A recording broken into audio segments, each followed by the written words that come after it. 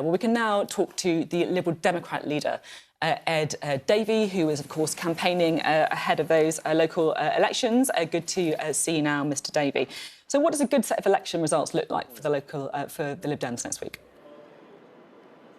Well, I've been going up and down the country talking to people, and there's no doubt that they are extremely cross and disappointed with the Conservatives. Lifelong Conservative voters feel they're being taken for granted. They're really worried about the cost of living crisis, alarmed that the Conservatives' response is to increase taxes on them, and it looks like Boris Johnson doesn't care and doesn't have a plan.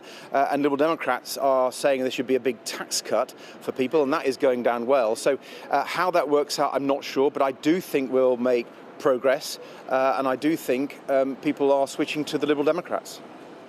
So you think you make progress, you think people are switching to the Lib Dems.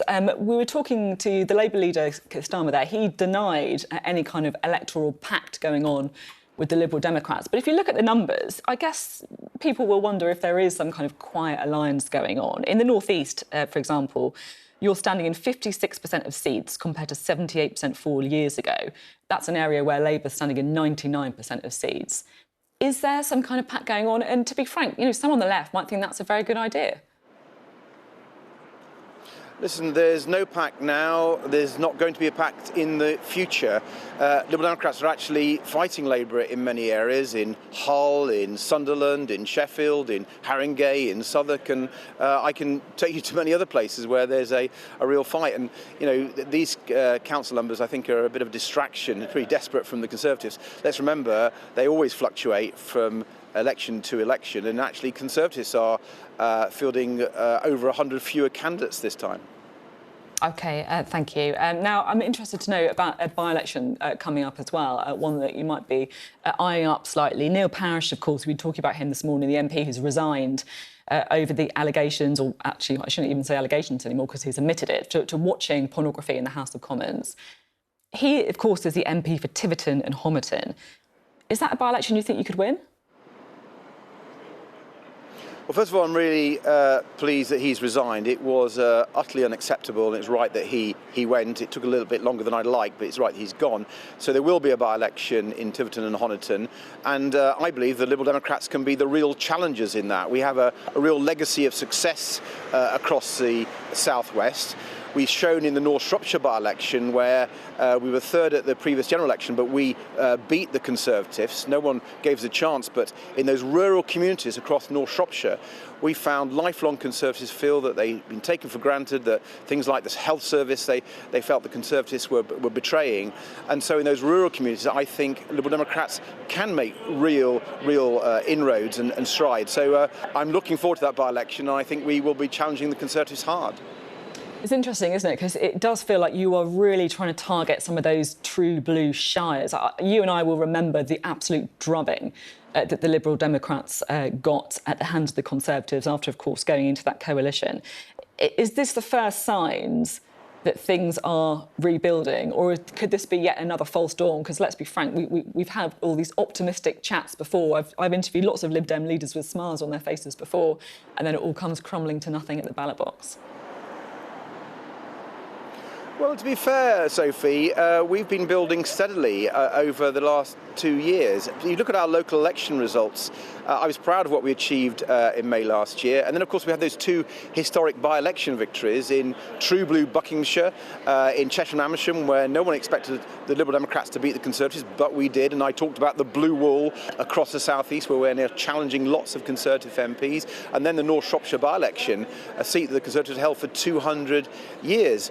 And then if you look at council by-elections this year across the whole of the country, which party has been winning the most? It's been the Liberal Democrats. So there is steady success, and I hope next Thursday we can build on that and make more progress and taking that into the general election. Now, if we want to get Boris Johnson out of Downing Street, which Liberal Democrats really want to do, only the Liberal Democrats can beat the Conservatives in many seats, and we have to be part of that ejection of the Conservatives. And given they're failing to help millions of pensioners and families with the cost of living crisis, they don't seem to have any plan at all. They don't seem to care. Liberal Democrats have a real plan with this bold tax cut, it's VAT tax cut worth £600 on average to families across the country. I think people are looking to us now as an opposition to the Tories in many of their heartland seats.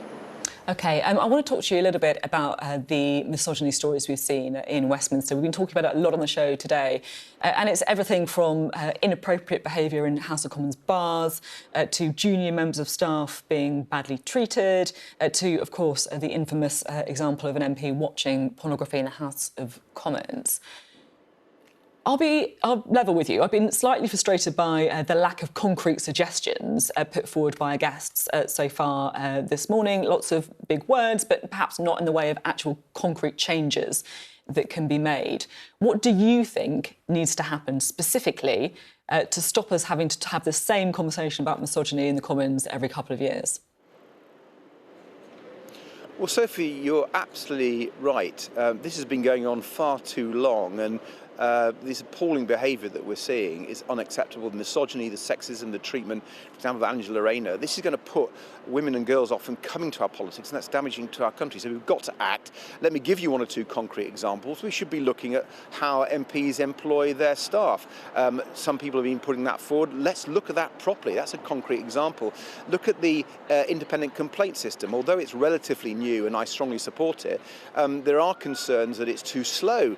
Let's speed that up and give staff and other MPs confidence that action will be taken quickly and things not just kicked into the long grass.